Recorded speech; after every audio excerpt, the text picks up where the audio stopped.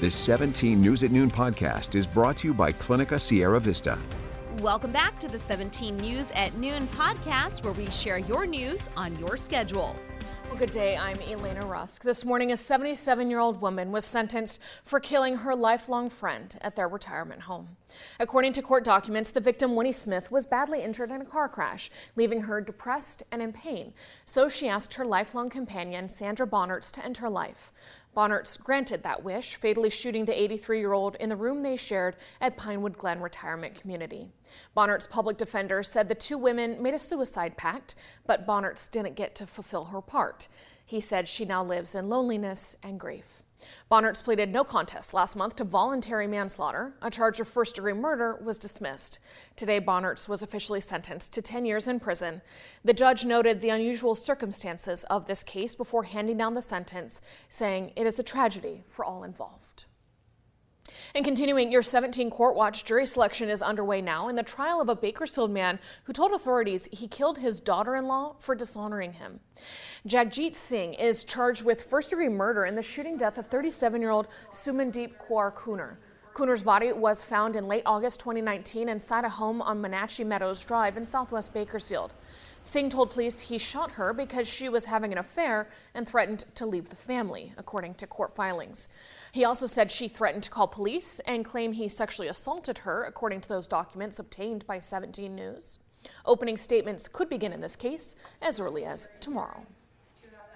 Meanwhile, the trial of Matthew Queen, the man accused of torturing and murdering Michael Holsenbake, a member of the Bakersfield Three, resumed yesterday after a spring break recess. Holsenbake disappeared in late March 2018. Only an arm and skull from his body have been recovered. A zip tie was found around the wrist of Holsenbake's arm, recovered from a bag in the Kern River months after his death. Orange and black rope was also found in the bag, which attorneys say is similar to a spool of rope found in the garage of Queen's home. Investigators removed a wooden shelf from a garage where prosecutors say Holsenbake was secured with zip ties, then tortured and killed by Matthew Queen and accusingly his ex-girlfriend Bailey Despot, whose whereabouts are unknown. Queen faces dozens of charges and 50 years to life in prison if found guilty.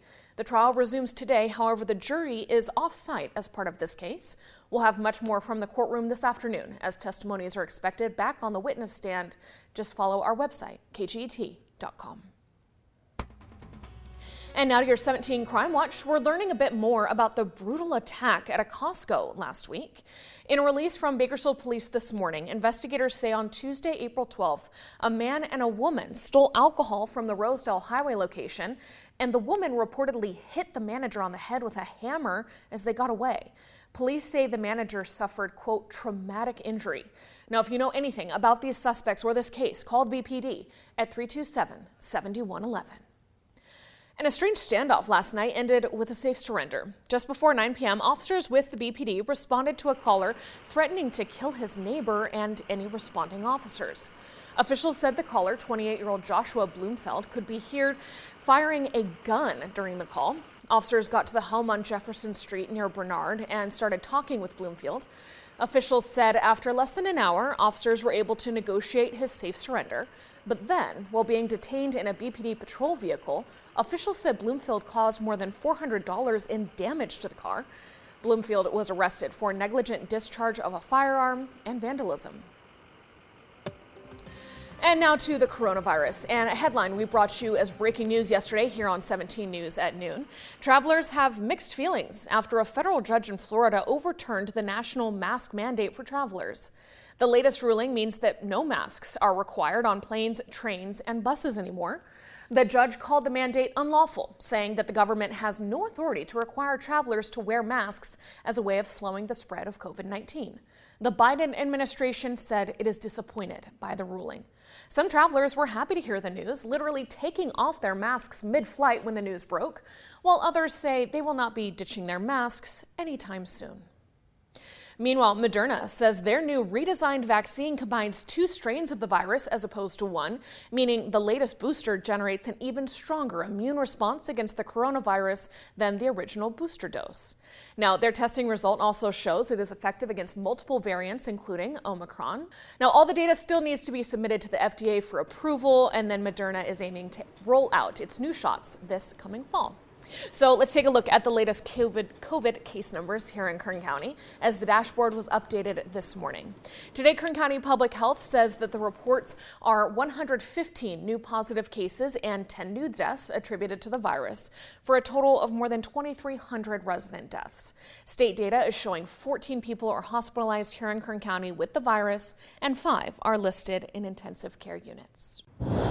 Hello, this is Tim Callahan with Clinica Sierra Vista, and we're excited to unveil the Community Health Center of the Future, our comprehensive care center. It's located right across the street from Memorial Hospital. We have every service under one roof, from family medicine, OBGYN care, dental services for adults and children, behavioral health, and much more. So find your way to better care at Clinica Sierra Vista this year at our comprehensive care center.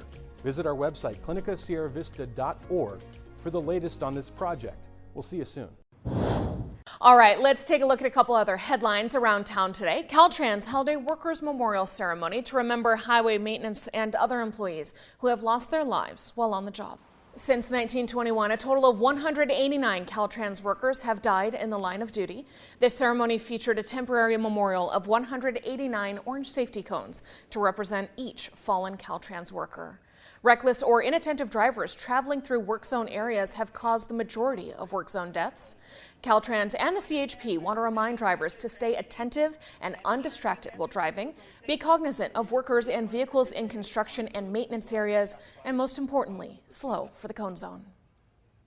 And today is the kickoff for Give Big Kern. This morning, the Kern Community Foundation and local nonprofits began the campaign heading into Kern's Community Giving Day coming up on May 3rd.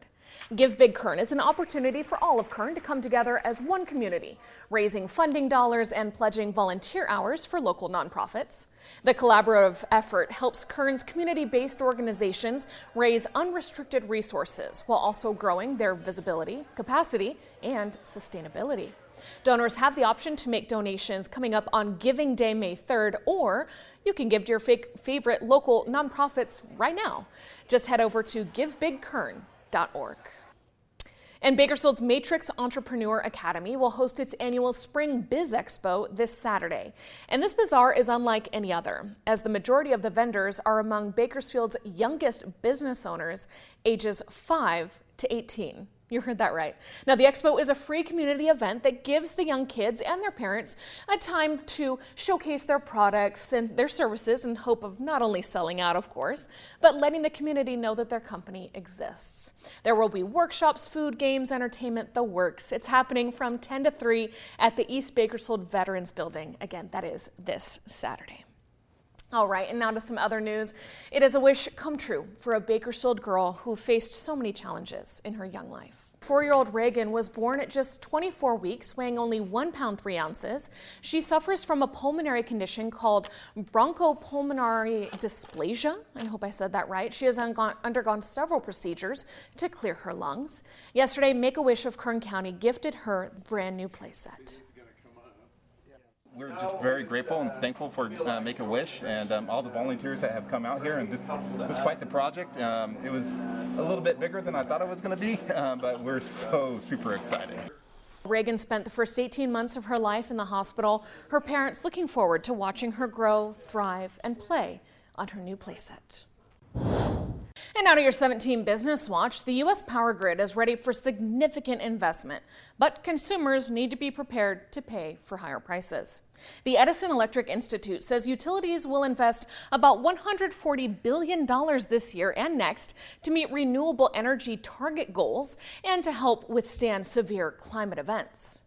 Meanwhile, U.S. natural gas prices are hitting record highs. The benchmark U.S. natural gas price rose by more than 7% yesterday. The last time prices were this high was back in 2008. Now, last week, the Energy Information Administration said higher demand for heating at the end of winter left the nation's natural gas at its lowest level in 3 years. Well, the Bakersfield woman is revisiting the racism she says she faced while working at clothing retailer Abercrombie and Fitch. It's part of a new Netflix documentary that premiered at midnight. 17's Christian Gleno brings us her story. Abercrombie and Fitch said, we go after the cool kids.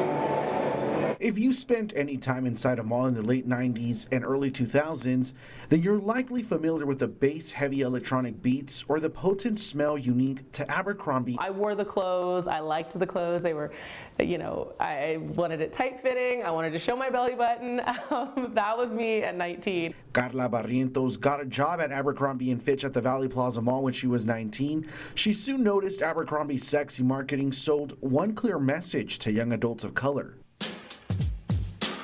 All the marketing doesn't look like me at all. When I go in, the people who are helping me, the people who are employed there don't look like me. Something is going on. Something was going on. It was so ingrained. That was the practice of the company. There was nothing I can do. And to be, told you're not good, you're not worthy, you're not acceptable because of a part of who you are, is just disheartening. The new Netflix documentary, White Hot, The Rise and Fall of Abercrombie and Fitch, explores the systemic racism the retailer operated on for years. Everybody that I've come across has an Abercrombie story, whether they worked there, whether they didn't get hired. In the documentary, Carla revisits the few months she worked as an Abercrombie employee in Bakersfield, a time where the pressure to fit in led Carla to gaslight herself. What's wrong with you? It's not the company, it's you. And no, it's the company. I mean, it was crystal clear. But you start to doubt yourself because this could not be the reality. It's a very painful reality. Closing shifts began to turn into overnight cleaning and stocking shifts, eventually leading to no shifts. Carla's complaints to managers were received with little to no grace. And he said, well, you're such a good window washer, Carla. I was like, this kind of racism and discrimination led to various lawsuits, including the 2003 class action lawsuit that Barrientos was part of. When I walk by an Abercrombie these days in the mall, I definitely think about what happened, but I do think about that change has happened. Abercrombie has acknowledged the film and its dark past. In a statement released on social media, they say, while the problematic elements of that era have already been subject to wide and valid criticism, we want to be clear that they are actions, behaviors, and decisions that would not be permitted or tolerated at the company now. Looking back, Carla is left with few words she would tell her 19-year-old self. I would say you deserve to be any place you want to. And if something isn't right, speak up. Just speak up. You can watch White Hot, The Rise and Fall of Abercrombie and Fitch on Netflix. In Bakersfield, Christian Galeno, 17 News. The 17 News at Noon podcast is a production of KGET and Nexstar Media Group. For more on all of the headlines in today's show, head to kget.com.